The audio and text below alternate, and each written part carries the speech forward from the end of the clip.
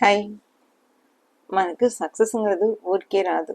దానికి బాగా దెబ్బలు పడాలి, బాగా కష్టపడాలి, బాగా హర్ట్ అవ్వాలి, అయిన వాళ్ళని వదులుకోవాలి, అందరితో మాట పడాలి, హార్ట్ బ్రేక్స్ ఖచ్చితంగా ఉంటుంది, నవ్విన వాళ్ళతో వెన్నుపోటు కూడా ఉంటుంది. టైం మనకు మనం తినడానికి టైం లేకుండా తిరిగే రోజులు వస్తాయి. పడుకుంటే నిద్ర రాదు, పరిస్థితులు ఏం బాగోదు.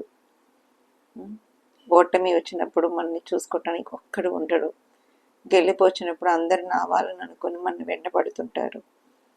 మీ ఇంట్లో మీరే పరాయి వాళ్ళ కూడా కనిపించవచ్చు.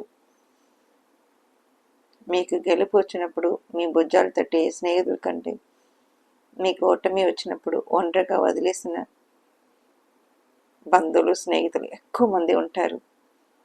అలసట, తెలియని ఆందోళన, భయం, బాధ ఇలా అన్నీ చాలా ఉంటాయి. ఇదన్నీ ఓవర్కమ్ వచ్చుకొని ఇది ఎమ్మాని అనుకుని వదిలేసుకొని మొత్తం వదిలిపి పారేసి ఏదో ఒక దాన్ని గమ్యాన్ని చేరుకోవాలి, సావో బతుకో తేల్చి పారేయాలని అనుకుని పరుగెడుతుకుని చివరి నీటిలో వచ్చేది సక్సెస్. ఈ సక్సెస్ వచ్చినప్పుడు ఎంజాయ్ చేయడానికి టైం ఉండదు. అన్నీ ఉన్నా ఎవరిని నమ్మలేము. ఎందుకంటే ఆల్రెడీ దెబ్బతిన్న పులిలాగా బాధ అనేది ఒక రూపంలో మనలో ఉంటుంది. ఎవడు ఏం చేసినా కూడా ఆ టైంలో అందరూ పరాయి వాళ్ళ అని కనిపిస్తారు. ట్రస్ట్ అనేది ఉండదు. డబ్బులు అనేది ఉన్నా కూడా ఖర్చు పెట్టే మనసు కూడా లేకుండా అయిపోతుంది. టైం ఉండదు, ఎనర్జీ ఎందుకంటే ఏముండదు.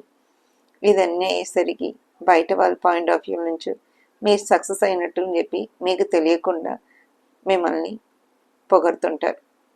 కానీ నిజమైన సక్సెస్ అనేది మీరు యవనంగా ఉండి ఖర్చు చేసుకోవటానికి డబ్బులు ఉండి ఖర్చు పెట్టుకోవటానికి టైం ఉండి మీకు ఇష్టమైన వాళ్ళు పక్కన ఉంటే అదే కదా సక్సెస్.